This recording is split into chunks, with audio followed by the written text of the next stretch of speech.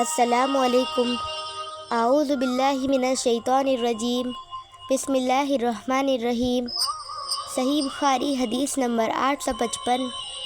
نبی کریم صلی اللہ علیہ وسلم نے فرمایا کہ جو لہسن یا پیاز کھائے ہوئے ہو تو وہ ہم سے دور رہے، یا یہ کہا کہ اسے ہماری مسجد سے دور رہنا چاہیے یا اسے اپنے گھر میں ہی بیٹھنا چاہیے۔ نبی کریم صلی اللہ علیہ وسلم کی خدمت میں ایک ہانڈی لائی گئی جس میں کئی قسم کے ہری ترکاریاں تھیں، پیاز یا گندنا بھی۔ آپ صلی اللہ علیہ وسلم نے اس میں بو محسوس کی اور اس کے متعلق دریافت کیا۔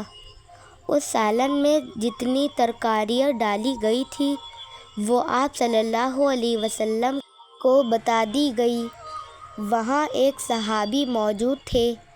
آپ صلی اللہ علیہ وسلم نے فرمایا کہ اس کی طرف یہ سالن بڑھا دو۔ آپ صلی اللہ علیہ وسلم نے اسے کھانا پسند نہیں فرمایا اور فرمایا کہ تم لوگ کھا لو، میری جن سے سرگوشی رہتی ہے تمہاری نہیں رہتی۔ اور احمد بن صالح نے ابن وہب سے یوں نقل کیا کہ تھال آپ صلی اللہ علیہ وسلم کی خدمت میں لائی گئی تھی۔ ابن وہب نے کہا کہ طبق جس میں بڑی ترکاریاں تھیں اور لیس، اور ابو صفوان نے یونس سے روایت میں ہانڈی کا قصہ نہیں بیان کیا ہے۔ امام بخاری رحمۃ اللہ علیہ نے یا سعید یا ابن وہب نے کہا، میں نہیں کہہ سکتا کہ یہ خود زہری کا قول ہے یا حدیث میں داخل ہے۔ بسم اللہ الرحمن الرحیم۔ صحیح بخاری حدیث نمبر 856۔ آپ نے نبی کریم صلی اللہ علیہ وسلم سے لہسن کے بارے میں کیا سنا ہے؟ انہوں نے بتایا کہ آپ صلی اللہ علیہ وسلم نے فرمایا کہ جو شخص اس درخت کو کھائے وہ ہمارے قریب نہ آئے، ہمارے ساتھ نماز نہ پڑھے۔ بسم اللہ الرحمن الرحیم۔ صحیح بخاری حدیث نمبر 857۔ جو ایک مرتبہ نبی کریم صلی اللہ علیہ وسلم کے ساتھ ایک اکیلی الگ تھلگ ٹوٹی ہوئی قبر پر سے گزر رہے تھے، وہاں نبی کریم صلی اللہ علیہ وسلم نے نماز پڑھائی اور لوگ آپ صلی اللہ علیہ وسلم کے پیچھے صف باندھے ہوئے تھے۔ سلیمان نے کہا کہ میں نے شعبی سے پوچھا کہ ابو عمرو آپ سے یہ کس نے بیان کیا؟ تو انہوں نے کہا کہ ابن عباس رضی اللہ عنہما نے۔ بسم اللہ الرحمن الرحیم۔ صحیح بخاری حدیث نمبر 858۔ ان سے نبی کریم صلی اللہ علیہ وسلم نے فرمایا کہ جمعہ کے دن ہر بالغ کے لیے غسل ضروری ہے۔ بسم اللہ الرحمن الرحیم۔ صحیح بخاری حدیث نمبر 860۔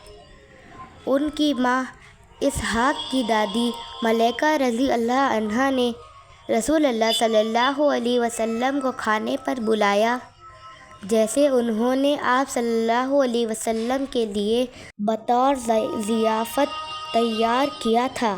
آپ صلی اللہ علیہ وسلم نے کھانا کھایا، پھر فرمایا کہ چلو میں تمہیں نماز پڑھا دوں۔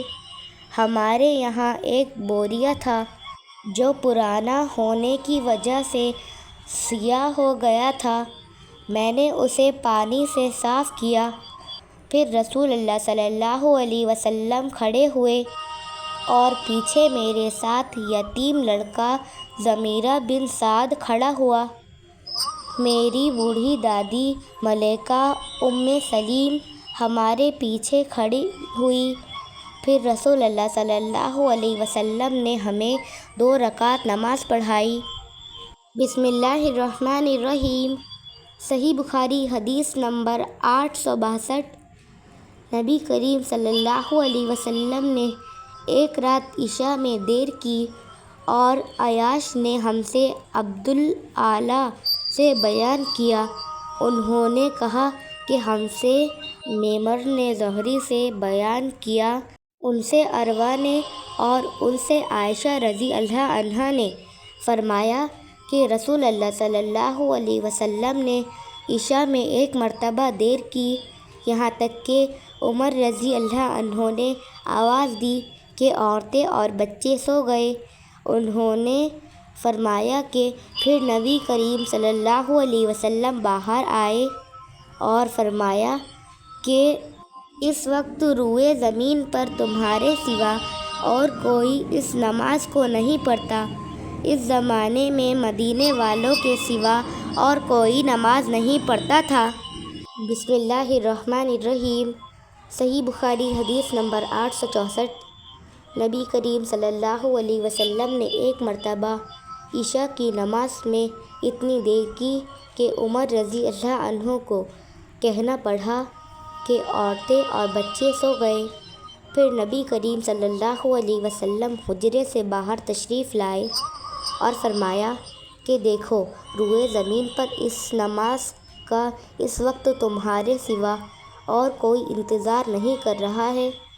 ان دنوں مدینے کے سوا اور کہیں نماز نہیں پڑھی جاتی تھی اور لوگ عشاء کی نماز شفق ڈوبنے کے بعد سے رات کی پہلی تہائی گزرنے تک پڑھا کرتے تھے۔ بسم اللہ الرحمن الرحیم۔ صحیح بخاری حدیث نمبر 865۔ آپ صلی اللہ علیہ وسلم نے فرمایا کہ اگر تمہاری بیویاں تم سے رات میں مسجد آنے کی اجازت مانگے تو تم لوگ انہیں اس کی اجازت دے دیا کرو۔ عبید اللہ کے ساتھ اس حدیث کو شعبہ نے بھی عمش سے روایت کیا۔ انہوں نے مہاجد سے، انہوں نے ابن عمر رضی اللہ عنہما سے اور انہوں نے نبی کریم صلی اللہ علیہ وسلم سے۔ بسم اللہ الرحمن الرحیم۔ صحیح بخاری حدیث نمبر 866۔ نبی کریم صلی اللہ علیہ وسلم کی زوجہ مطہرہ ام سلمہ رضی اللہ عنہا نے انہیں خبر دی کہ رسول اللہ صلی اللہ علیہ وسلم کے زمانے میں عورتیں فرض نماز سے سلام پھیرنے کے فوراً بعد باہر آنے کے لیے اٹھ جاتی تھی۔ رسول اللہ صلی اللہ علیہ وسلم اور مرد نماز کے بعد اپنی جگہ بیٹھے رہتے جب تک اللہ کو منظور ہوتا۔ پھر جب رسول اللہ صلی اللہ علیہ وسلم اٹھتے تو دوسرے مرد بھی کھڑے ہو جاتے۔ بسم اللہ الرحمن الرحیم۔ صحیح بخاری حدیث نمبر 866۔ رسول اللہ صلی اللہ علیہ وسلم صبح کی نماز پڑھ لیتے، پھر عورتیں چادر لپیٹ کر اپنے گھروں کو واپس ہو جاتی تھیں، اندھیرے سے ان کی پہچان نہ ہو سکتی۔ بسم اللہ الرحمن الرحیم۔ صحیح بخاری حدیث نمبر 868۔ رسول اللہ صلی اللہ علیہ وسلم نے فرمایا کہ میں نماز کے لیے کھڑا ہوتا ہوں، میرا ارادہ یہ ہوتا ہے کہ نماز لمبی کروں، لیکن کسی بچے کے رونے کی آواز سن کر نماز کو مختصر کر دیتا ہوں کہ مجھے اس کی ماں کو تکلیف دینا برا معلوم ہوتا ہے۔ بسم اللہ الرحمن الرحیم۔ صحیح بخاری حدیث نمبر 869۔ آج عورتوں میں جو نئی باتیں پیدا ہو گئی ہیں، اگر رسول اللہ صلی اللہ علیہ وسلم انہیں دیکھ لیتے تو ان کو مسجد میں آنے سے روک دیتے، جس طرح بنی اسرائیل کی عورتوں کو روک دیا گیا تھا۔ میں نے پوچھا کہ کیا بنی اسرائیل کی عورتوں کو روک دیا گیا تھا؟ آپ نے فرمایا کہ ہاں۔ بسم اللہ الرحمن الرحیم۔ صحیح بخاری حدیث نمبر 870۔ رسول اللہ صلی اللہ علیہ وسلم جب سلام پھیرتے تو آپ صلی اللہ علیہ وسلم کے سلام پھیرتے ہی عورتیں جانے کے لیے اٹھ جاتی تھیں اور نبی کریم صلی اللہ علیہ وسلم تھوڑی دیر ٹھہرے رہتے، کھڑے نہ ہوتے۔ لاہوری نے کہا کہ ہم یہ سمجھتے ہیں، آگے اللہ جانے، یہ اس لیے تھا تاکہ عورتیں مردوں سے پہلے نکل جائیں۔ بسم اللہ الرحمن الرحیم۔ صحیح بخاری حدیث نمبر 871۔ نبی کریم صلی اللہ علیہ وسلم نے میری ماں سلیم کے پیچھے کھڑے ہوئے اور سلیم رضی اللہ عنہا ہمارے پیچھے تھیں۔